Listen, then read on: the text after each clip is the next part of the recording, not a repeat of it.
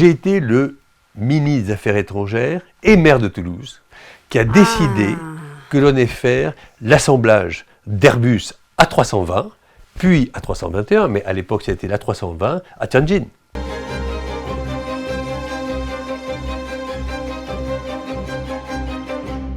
Bonjour et bienvenue dans 60 ans, 60 regards, une émission consacrée au 60e anniversaire des relations franco-chinoises. Aujourd'hui, j'ai le grand plaisir de recevoir sur ce plateau Philippe Douste-Blazy. Il a été tour à tour ministre de la Culture, de la Santé, puis des Affaires étrangères sous Jacques Chirac. Autant dire qu'il est l'un des témoins privilégiés de l'évolution des relations franco-chinoises. Monsieur le ministre, bonjour. Bonjour. Merci d'être avec nous. C'est un honneur pour moi de vous recevoir ici. Alors, vous avez été, comme je le disais tout à l'heure, tour à tour ministre de la Culture, ministre de la Santé, puis ministre des Affaires étrangères. Eh bien, quel changement avez-vous observé dans l'évolution des relations franco-chinoises depuis l'époque de Jacques Chirac? Alors, il y a ce qui n'a pas changé et ce qui a changé. C'est ça. Dans ce qui n'a pas changé, c'est par exemple l'amitié entre les deux présidents. Et puis, moi, j'ai été ministre des Affaires étrangères de Jacques Chirac. Donc, Jacques Chirac, c'était quelqu'un qui admirait profondément ce qu'est la Chine, sa culture, sa civilisation, son peuple, sa philosophie politique à long terme. Il m'a appris ça, il m'a enseigné ça parce qu'il l'aimait. Et puis, il avait un grand respect pour la civilisation chinoise. On va dire, on dit souvent 4000 ans, mais parfois c'est peut-être un peu plus. C'est donc énorme. Et souvent, il s'amusait d'ailleurs en disant que certains Occidentaux qui veulent donner des leçons à tout le monde n'ont pas quand même le 10e de l'histoire de la Chine ou d'autres pays d'ailleurs. Donc, à la fois Jacques Chirac et Jiang Zemin qui s'entendaient bien. Jiang Zemin est venu en 1999 en Corrèze, chez Chirac, et le président Xi et le président Macron, avec le président Xi à Bagnères de Bigorre cette année, en 2024, chez Emmanuel Macron. Donc vous voyez, ça n'a pas changé, c'est des amitiés entre les personnes, entre les hommes, le respect profond entre les deux pays. Ce qui a changé, c'est les relations économiques. Surtout. Ben oui, parce que ce qui est normal d'ailleurs avec la mondialisation, mais enfin, surtout avec la place de la Chine dans le monde. Donc aujourd'hui, c'est 20 000 Français, plus de 20 000 Français qui sont inscrits au consulat de Chine, de France en Chine. C'est 10 000 qui vivent à Hong Kong. C'est aussi, il faut bien le dire, et surtout l'aéronautique. J'ai été le ministre des Affaires étrangères et maire de Toulouse qui a décidé que l'on ait faire l'assemblage d'Airbus A320, puis A321, mais à l'époque c'était l'A320 à Tianjin. Et donc, c'était grâce à vous en fait. En tout cas, le président Chirac a accepté, mais c'était une de mes propositions, parce qu'à l'époque, pour tout vous dire, la compagnie chinoise d'État hésitait. À l'époque, vous vous rendez compte, c'était pas pareil, entre des avions américains ou des avions français, des Airbus, enfin des avions européens Airbus.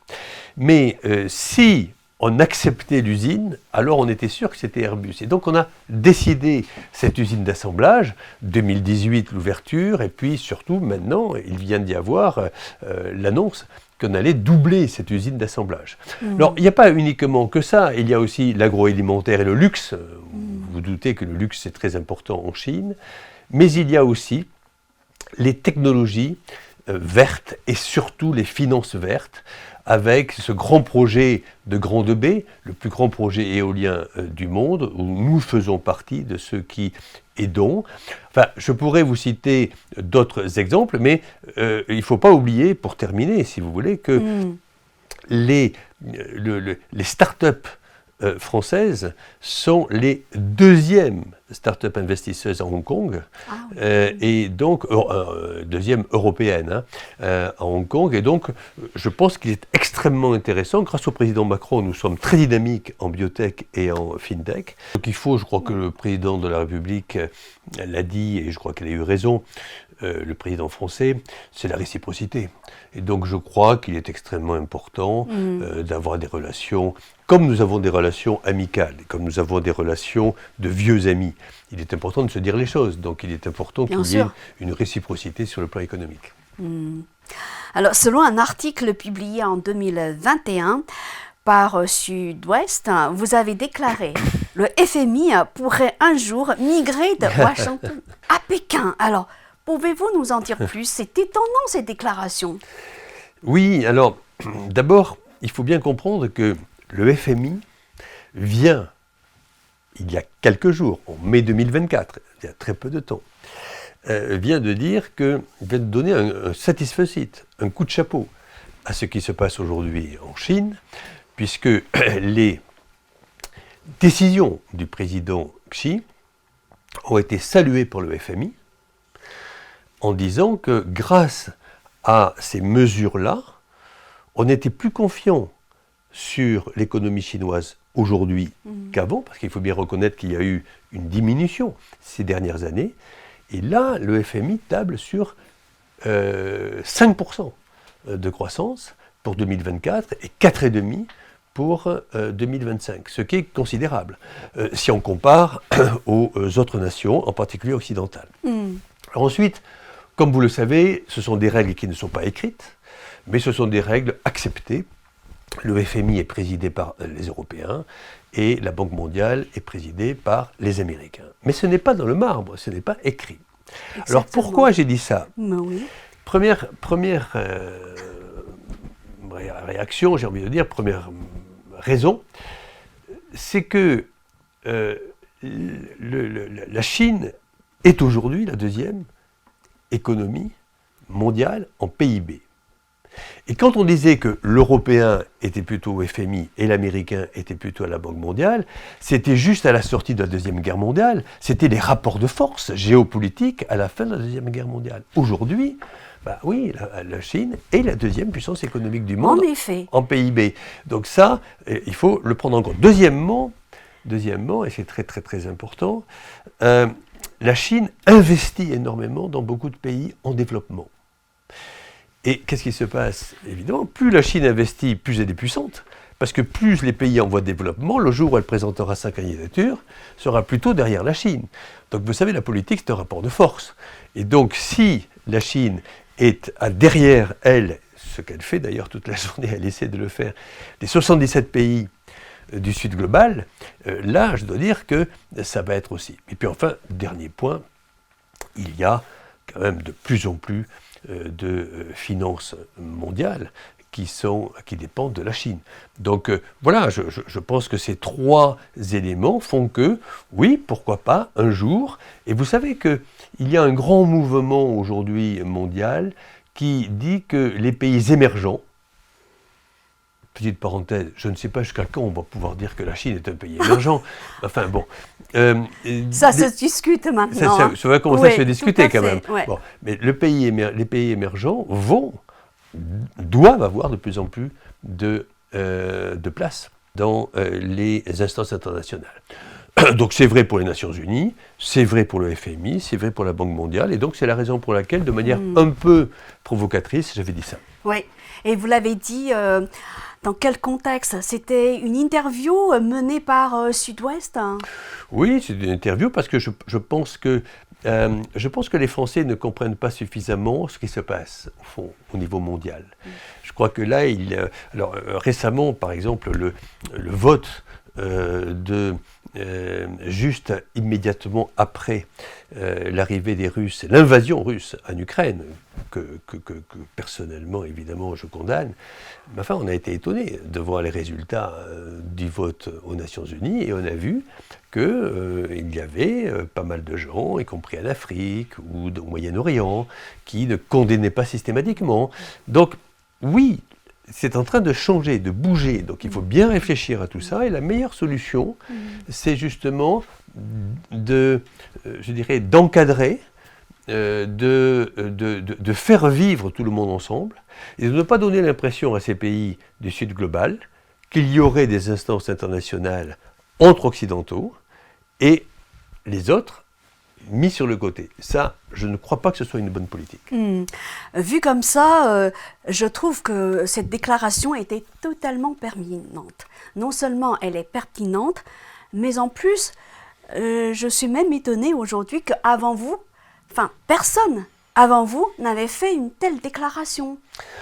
Non, mais c'est-à-dire qu'il faut... Moi, je fais partie du principe que les choses doivent être réciproques. Donc, je ne suis pas pour que la Chine prenne tous les marchés à 100% et que tout le monde... C'est l'équilibre. Non, c'est un équilibre. Mais il faut quand même, pour bien fonctionner sur le plan diplomatique, si on veut bien fonctionner sur le plan économique, il faut que personne ne soit ostracisé. Et donc, je crois que le monde évolue aujourd'hui. De toute façon, l'histoire de l'humanité fait qu'il y a un siècle, 2 siècles pour les uns, 1 siècle, 2 siècles pour les autres. Nous avons connu ça du côté français, d'autres ont connu ça du côté espagnol, d'autres ont connu ça du côté chinois déjà. Donc voilà, c'est l'évolution. Alors toujours selon cet article, vous avez déclaré « La Chine est en passe de devenir une grande puissance technologique ». Est-ce que vous pouvez citer quelques exemples concrets pour appuyer vos propos? Oui, parce que je suis souvent amusé, alors de moins en moins, je dois dire, ça se dit, mais souvent on disait, mais oui, les Chinois, ils copient. Bon. Alors oui, c'est vrai que les Chinois ont beaucoup copié, mais aujourd'hui, j'ai envie de dire, heureusement ou malheureusement, pour les Occidentaux, c'est plus le cas. Sur le plan des sujets que je connais très bien, c'est les sujets de biotechnologie ou de médecine, je peux vous assurer qu'aujourd'hui, il y a des recherches exceptionnelles qui sont faites dans le domaine de la santé, mais surtout, puisque vous me posez la question, il y a un domaine. Il y a un domaine qui est aussi important que la révolution industrielle de la fin du 19e siècle et du début du 20e siècle. Il y a quelque chose qui va changer le monde. Ça s'appelle l'intelligence artificielle. C'est ce que j'allais dire. On est content, pas content, c'est bien, c'est mal. Là, je ne suis pas là pour parler de ça. Je te dis, c'est un fait. Donc, qui fait aujourd'hui, quels sont les 2 grands pays dans le monde qui se préparent à ça à coût de milliers de milliards? Au moins 1000 milliards par an. Ce sont les États-Unis et c'est la Chine.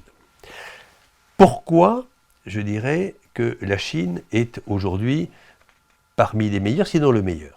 Pour 3 raisons. La première, c'est que vous avez investi, le gouvernement chinois a investi des sommes considérables dans l'intelligence artificielle, dans des domaines comme l'éducation, mais aussi pour aider des entreprises privées qui font de l'intelligence artificielle. Car je pense qu'en Europe, personne n'ose aider, les finances publiques n'osent pas aider souvent les boîtes privées, évidemment, il y a quelque chose qui ne va pas. Deuxièmement, vous êtes 1,4 milliard. C'est ça. Mais la machine de l'intelligence artificielle, c'est très simple. Si vous lui donnez 10 000 personnes, elle va être suffisamment intelligente après avoir connu 10 000 personnes. Si vous lui présentez 10 millions, elle sera beaucoup plus intelligente. Mais si vous lui présentez 1 milliard de personnes, elle sera beaucoup plus intelligente encore. Or, il faut savoir que tout Chinois a un smartphone et tout Chinois est sur WeChat. Voire 2. Voire 2 ou 3. Nous aussi.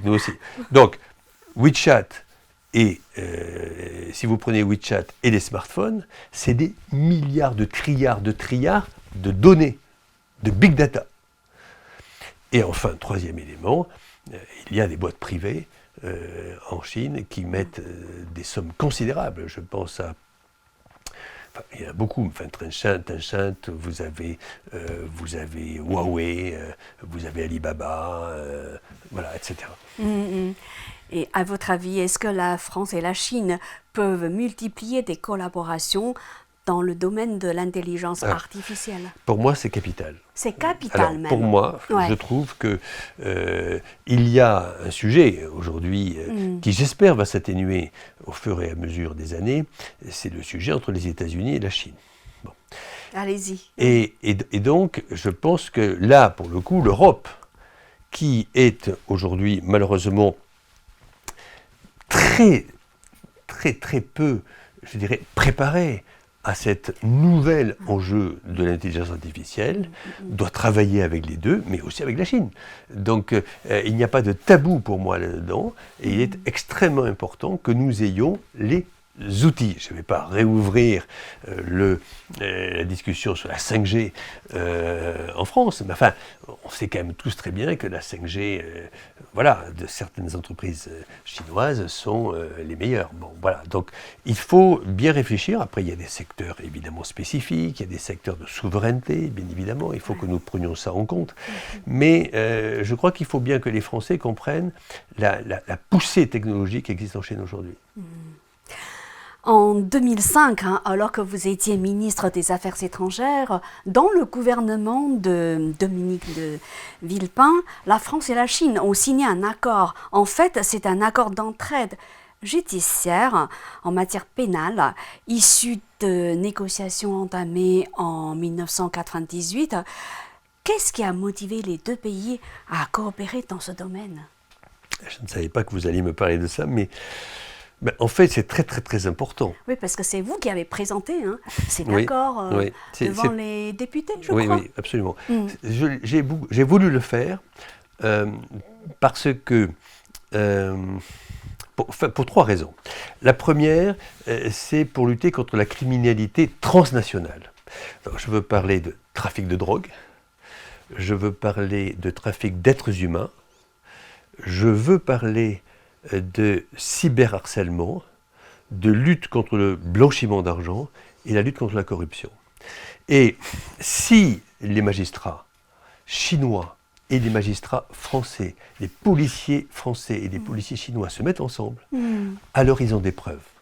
Car vous ne pouvez rien faire sans preuve. Donc ça, c'est la première chose. S'il n'y a pas d'accord, il n'y a pas de preuve.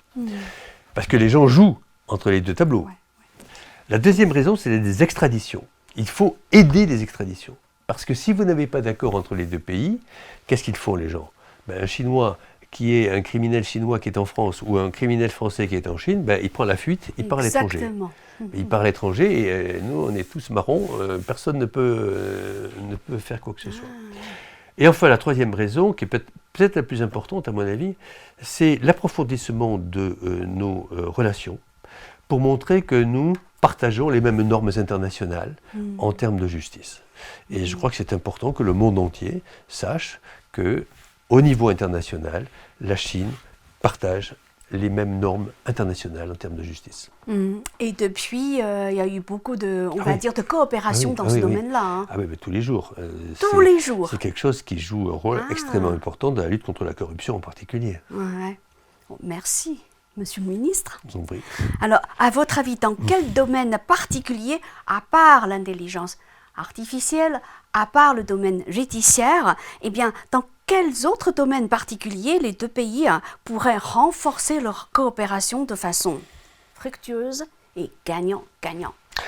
Alors, en premier, c'est évident, c'est dans les technologies vertes. Ce qu'on appelle la finance verte. Finance verte, Pourquoi? Parce que d'abord, on voit que le président Xi a... la Chine part de très très très loin, c'est un pays hyper pollué. Mais le travail que vous faites, le travail que la Chine fait pour dépolluer aujourd'hui, n'a aucun concurrent dans le monde.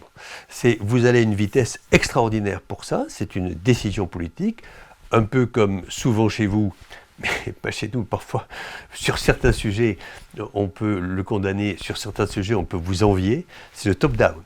Donc vous avez décidé de le faire, vous le faites.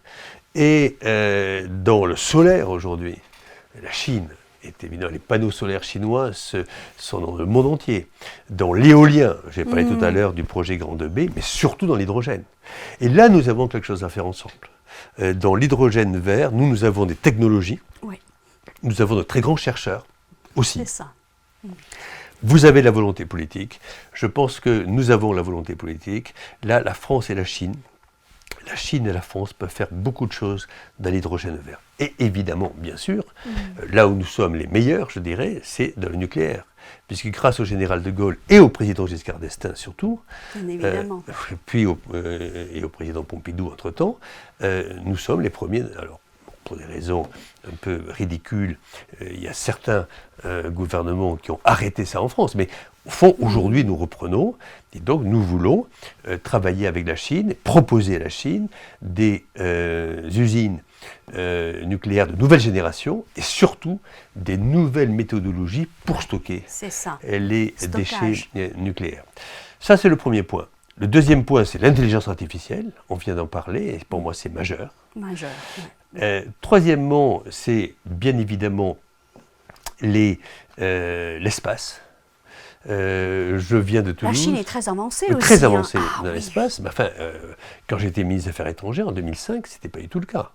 Donc aujourd'hui, je crois qu'il faut développer avec le CNES à Toulouse, qui est le centre de l'espace européen. Le CNES, c'est un programme européen. Eh bien, nous devons absolument aider la Chine, et la Chine doit aider l'Europe. C'est très important, nous devons faire la course ensemble sur l'espace. Évidemment, les biotech, les fintech, et je dirais que dans l'aéronautique, nous devons continuer notre travail. Un petit mot sur l'agroalimentaire. Nous souhaitons continuer à exporter. À exporter, le cognac. Oui, le cognac. Un sujet sensible maintenant. L'armagnac, parce que nous faisons aussi de l'armagnac. L'armagnac, bien sûr. Du vin rouge, et nous sommes très heureux de voir, du vin blanc, nous sommes très heureux de voir que les Chinois aiment de plus en plus le vin, et connaissent de plus en plus le vin. Mais un mot sur l'agriculture. Je crois que, comme vous le savez, la France est un des pays les plus agricoles au monde par rapport à la densité d'habitants. Et je crois que là, nous avons peut-être des choses à faire ensemble. Vous allez voir les agriculteurs chinois, peut-être sur certaines méthodologies, sur certaines méthodes. Je crois que c'est intéressant. Et puis une petite parenthèse, si vous me permettez, sur la médecine. Je pense que nous sommes parmi les meilleurs au monde sur la médecine curative individuelle. Par exemple, je suis médecin, j'ai un malade devant moi, je m'occupe de ce malade sur le plan individuel. Mais vous êtes les champions de la médecine préventive. La médecine chinoise. Donc, je pense que là, et j'avais fait pas mal de choses à l'époque quand j'étais ministre des Affaires étrangères avec Madame Puel, qui était à l'époque à l'ambassade de France, eh bien, je crois beaucoup à la possibilité d'avoir une complémentarité, parce que la médecine doit passer d'une médecine curative individuelle à une médecine préventive et communautaire. En France et en Europe, d'une manière générale, vous ne faites pas assez de médecine préventive. Oui, c'est ça, exactement. Et pour quelle raison alors? Est-ce que c'est culturel. C'est exactement ça qui est intéressant. C'est que c'est pour ça qu'il y a une complémentarité à avoir. La médecine chinoise, c'était même, à la limite, si vous fumez, si vous roulez à 200 à l'heure, etc., vous prenez tellement de risques qu'à la limite, le médecin est plus cher que si vous ne fumez pas. C'est ça, la vraie culture de la prévention. Et donc, je pense que nous avons beaucoup de choses à apprendre de vous au niveau de la prévention. Monsieur le ministre, vous avez un parcours que je qualifie d'extraordinaire et d'atypique. Pourquoi? Parce que, en fait, vous avez fait des études de médecine, vous avez débuté votre carrière professionnelle en tant que cardiologue, et pourtant, quelques années plus tard, vous avez choisi de vous engager dans la politique. Pourquoi?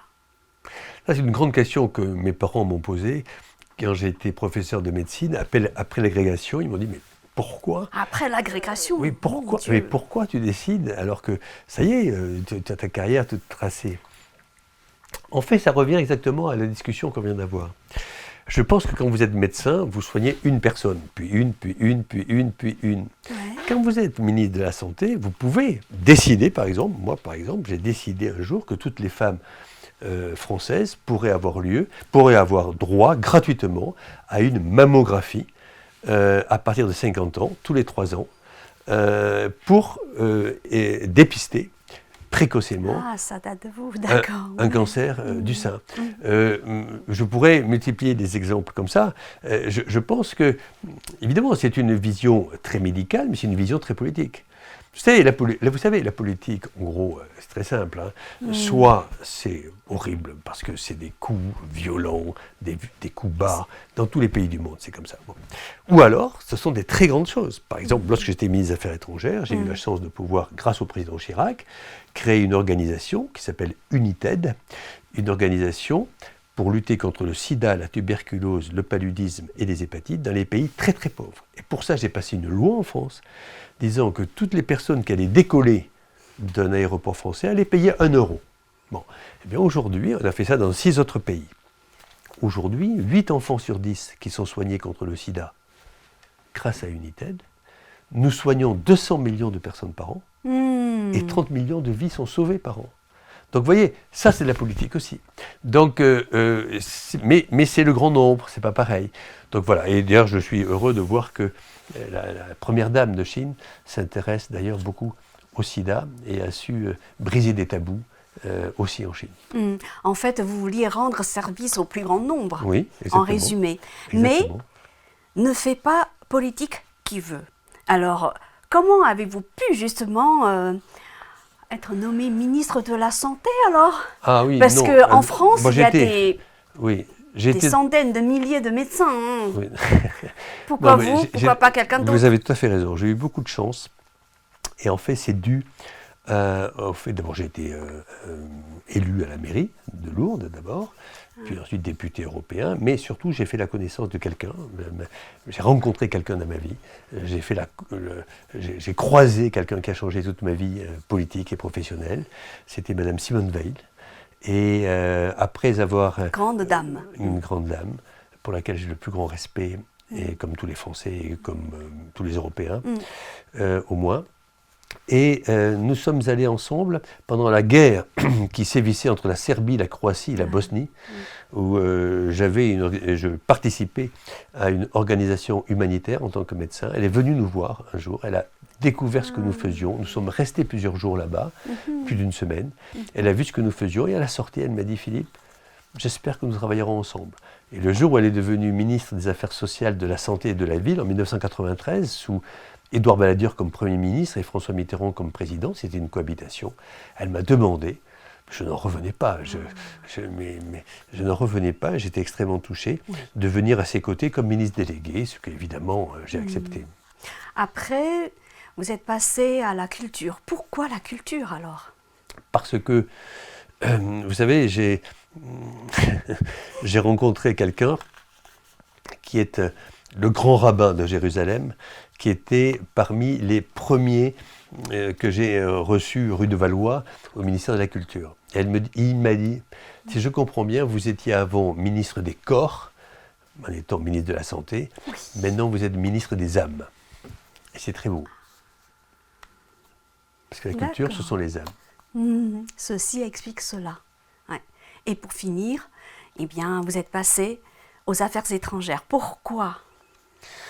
Alors, les affaires étrangères, c'était pour moi, évidemment, un rêve. Parce que j'ai toujours pensé que le président Chirac, qui avait, comme tous les hommes politiques, évidemment, des choses qu'il connaissait mieux que d'autres, a été probablement, avec le général de Gaulle, le meilleur président que l'on ait jamais connu sur les affaires étrangères. Et c'est pour une raison très simple d'ailleurs, hein. C'est parce que dès l'âge de 18 ans ou 19 ans, il ne s'intéressait pratiquement qu'à ça. Il s'intéressait aux autres civilisations, aux autres cultures. À côté de son parcours tout à fait brillant, l'ENA, la Cour des comptes, etc., il allait, dès l'âge de 18 ans, 19 ans, 20 ans, faire des publications, par exemple sur beaucoup de cultures asiatiques, dont la culture japonaise, la culture chinoise. C'est quelqu'un qui a beaucoup respecté les arts primitifs, qui sont, comme vous le savez, extrêmement mis à l'honneur par son musée, le musée du Quai Branly, Jacques Chirac. Et au fond, que ce soit les pays asiatiques, que ce soit les pays arabes, que ce soit les pays africains, il voyait bien dans cet homme qu'il y avait certes l'héritage du général de Gaulle, c'est-à-dire on n'est pas aligné derrière les Américains, on n'est pas aligné derrière les Chinois, on n'est pas aligné derrière qui que ce soit. L'indépendance d'esprit. On a une indépendance d'esprit, on a une indépendance nucléaire aussi, on a une place au Conseil de sécurité comme membre permanent, mais nous souhaitons évidemment nous intéresser au monde et surtout, il voyait en lui un homme qui respectait les civilisations. pas de donneur de leçons. Et ça, je crois que c'est la chose la plus importante. Dominique de Villepin a continué, je dirais, de manière extrêmement forte et courageuse. Et je pense que c'est important. Aujourd'hui, on caricature tout. Mais pour que nous restions ce pays-là, il faut à tout prix que nous sortions de notre dette. Il faut que nous fassions de grandes réformes. C'est ce que va essayer de faire le nouveau Premier ministre. C'est absolument fondamental, sinon la France ne pourra plus parler à ce niveau-là dans le concert des nations. L'indépendance d'esprit, je crois que c'est un des traits, on va dire, qu'apprécie beaucoup le gouvernement chinois chez les hommes politiques français. À l'époque, vous étiez ministre des Affaires étrangères, Jacques Chirac. À l'époque, donc, vous avez pratiqué une politique étrangère autonome, indépendante. Est-ce que la France d'aujourd'hui est, selon vous, tout aussi indépendante en matière de politique étrangère? Il faut qu'elle le soit. Le président Macron fait ce qu'il faut, mais ce n'est pas à moi, qui suis maintenant en dehors de la vie politique, de donner mon appréciation. C'est évidemment aux hommes politiques actuels, à Jean-Noël Barrot, le nouveau ministre des Affaires étrangères, auquel je souhaite beaucoup de chance et beaucoup de succès. Dernière question. Vous avez travaillé au sein de l'ONU, je crois, en tant que, je parle sous votre contrôle, le secrétaire général adjoint, je crois. Oui, pendant 8 ans. Pendant 8 ans, hein. Justement, pendant cette période, qu'est-ce que vous avez fait? Moi, j'étais en charge de ce que l'on appelle les financements nouveaux pour aider les plus pauvres. Bon, vous savez, aujourd'hui, ce qui caractérise le monde, c'est deux choses. Un, le gap entre les riches et les pauvres qui explose. Ouais. Les pauvres restent pauvres, mais les riches deviennent extrêmement riches. Pourquoi? Le gap continue de s'élargir. De s'élargir tous les jours. Et il suffit de regarder. Et tout ça pour une raison, c'est qu'on est passé du capitalisme social, familial, un patron des ouvriers, à un capitalisme financier, où il n'y a plus que deux personnes qui comptent, celui qui est dans les fonds de pension à 20 000 km ou 10 000 km de l'usine, et la personne qui achète dans le supermarché. Il n'y a que eux qui comptent aujourd'hui. Le patron, le syndicat, l'ouvrier ne comptent plus. Donc ça, c'est terrible. C'est la financiarisation des entreprises, en fait. Oui, la financiarisation des entreprises. Ça date des années 80, peut-être? Oui, mais enfin, ça s'est vraiment accéléré de manière exponentielle depuis les années 2000-2010. Et il suffit de regarder ce qui s'est passé pendant le Covid, où les milliardaires sont devenus encore plus milliardaires. Donc, ça n'a rien à faire. C'est surprenant. Uniquement en plaçant l'argent. Donc, voilà. Et je pense que c'était mon rôle aux Nations Unies de trouver de nouveaux financements pour aider les plus pauvres. Et c'est comme ça que j'ai créé cette organisation United avec 1 euro par billet d'avion. C'est à cette époque-là. Voilà, et je continue à le faire maintenant. En tout cas, je vous remercie beaucoup de votre invitation. Merci, Monsieur le Ministre, d'avoir répondu à toutes nos questions. À bientôt alors. À bientôt, c'était un grand plaisir d'être avec vous. Le plaisir est partagé.